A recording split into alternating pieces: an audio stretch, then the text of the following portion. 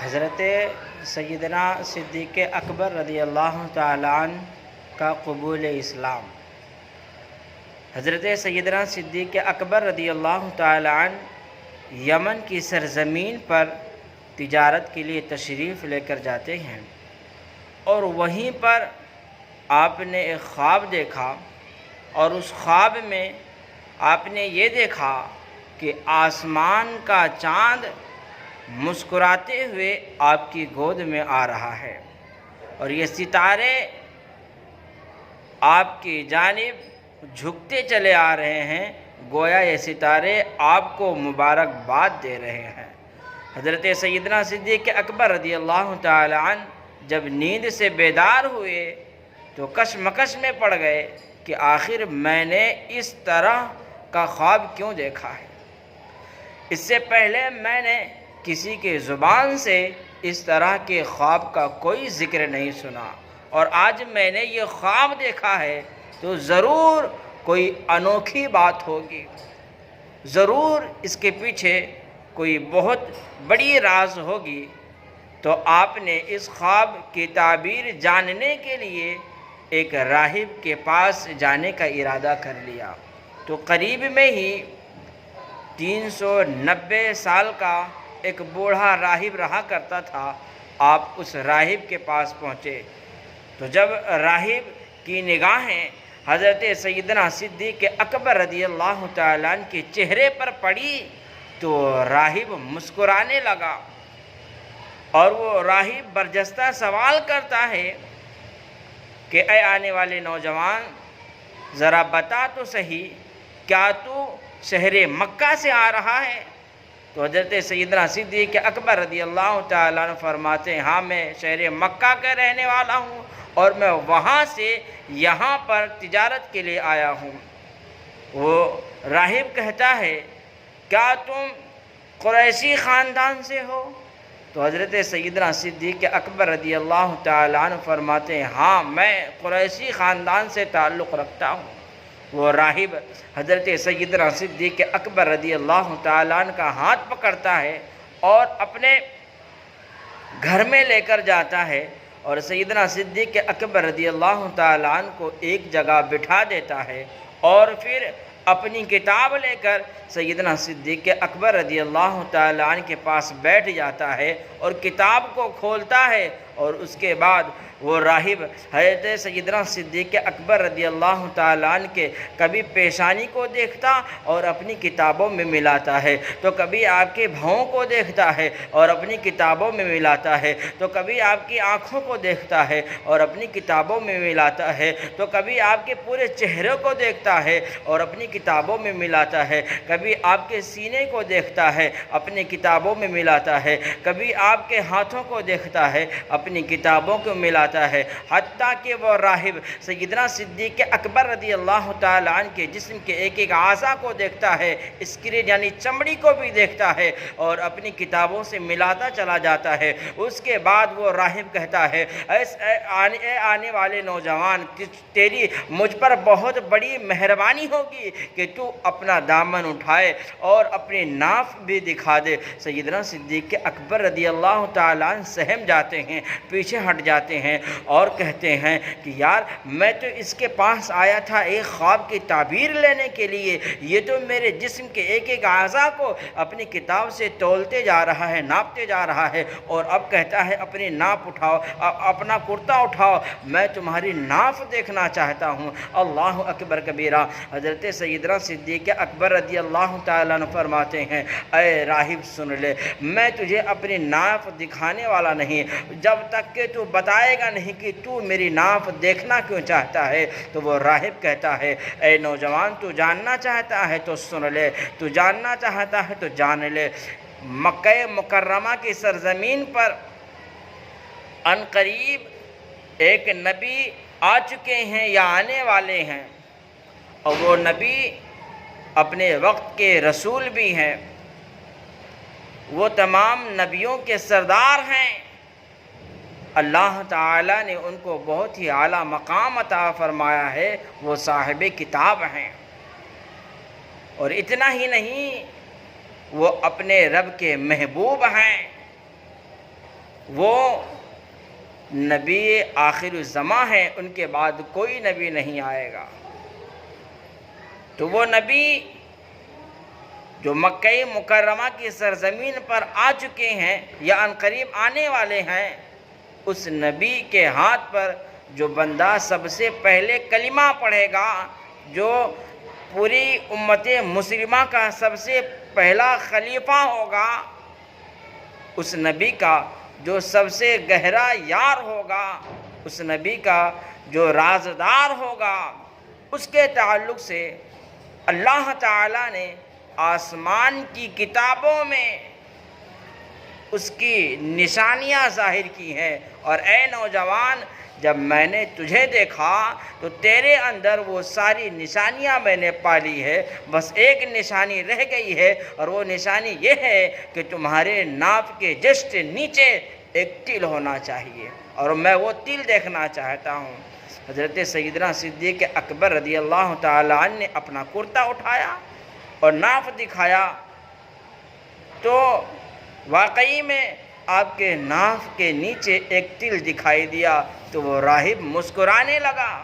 اور حضرت سیدنا صدیق اکبر رضی اللہ تعالیٰ عنہ کے ہاتھوں کو پکڑ کر مچل گیا اور کہنے لگا، میں تو بہت ہی خوش نصیب کہ آپ میرے پاس اپنے خواب کی تعبیر پوچھنے کے لیے آئے ہو۔ میں بہت ہی خوش نصیب ہوں کہ میری ملاقات تم سے ہو گئی ہے، اور سن لو کہ یہ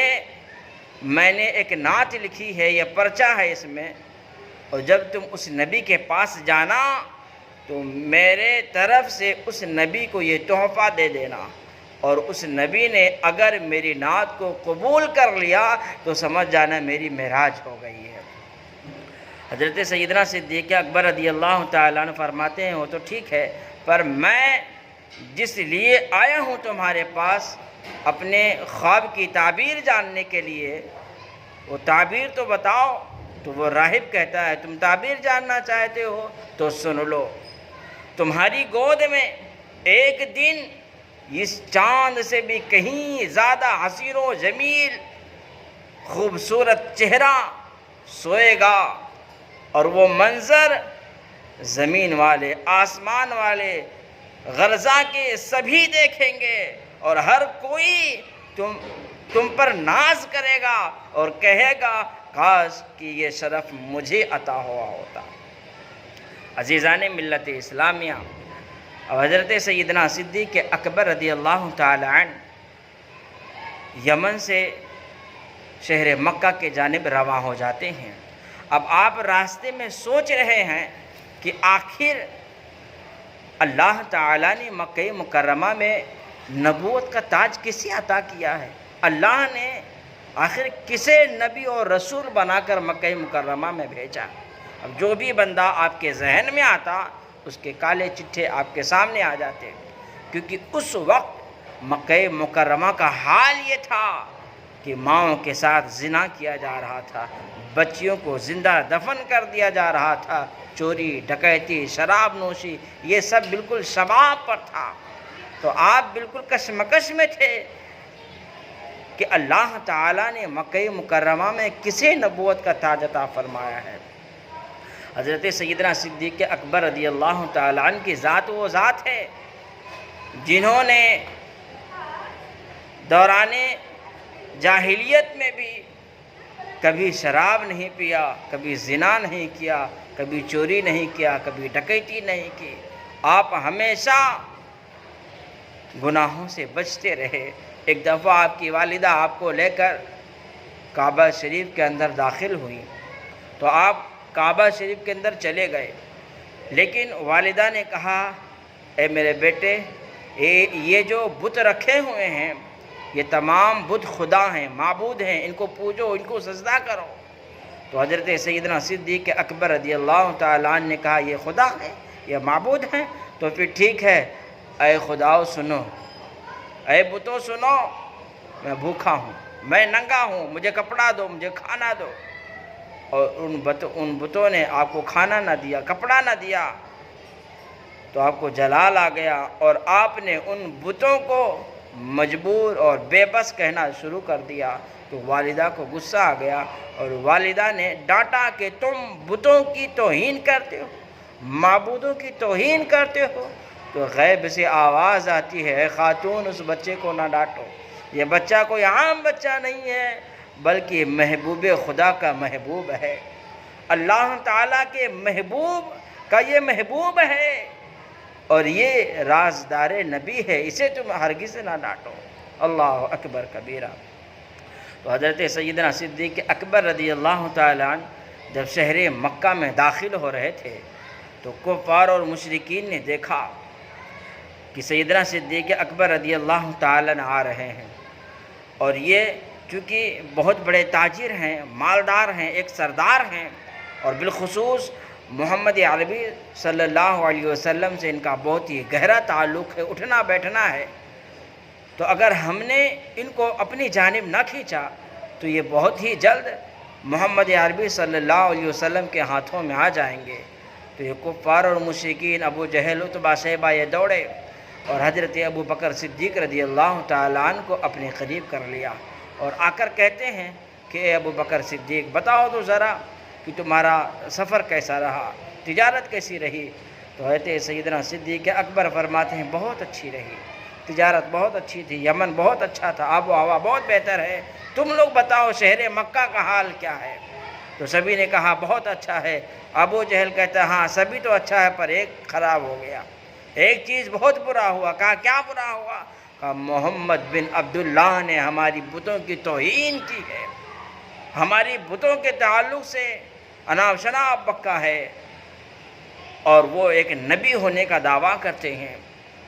ایک رسول ہونے کا دعویٰ کرتے ہیں۔ تو حضرت ابو بکر صدیق نے کہا اے لوگو پھر تم بتاؤ تم نے کیا کیا؟ تو تمام کہتے ہیں کہ ہم نے جو ہے ان کی باتوں کو نہیں مانا اور ہم وہاں سے ریٹرن چلے آئے۔ بہر کیفیت گفتگو ہوتی رہی، پھر یہ تمام اپنے گھر چلے گئے۔ حضرت سیدنا صدیق اکبر رضی اللہ تعالیٰ عنہ اپنے گھر جاتے ہیں اور پورے سامان کو اپنے گھر رکھتے ہیں اور پھر نبی پاک صلی اللہ علیہ وسلم کی تلاش میں نکل پڑتے ہیں۔ اچھا کوئی آپ کو روک بھی نہیں سکتا تھا کہ آپ نبی پاک صلی اللہ علیہ وسلم کو کیوں تلاش کر رہے ہیں اور ان کے پاس جانے کی کوششیں کیوں کر رہے ہیں، کیونکہ آپ جو ہے بچپن کے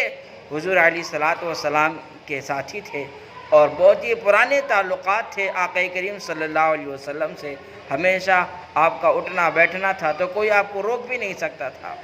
تو آپ حضور علیہ الصلوۃ والسلام کو تلاش کرتے ہوئے جا رہے تھے، پتہ چلا حضور فلاں جگہ بیٹھے ہوئے ہیں۔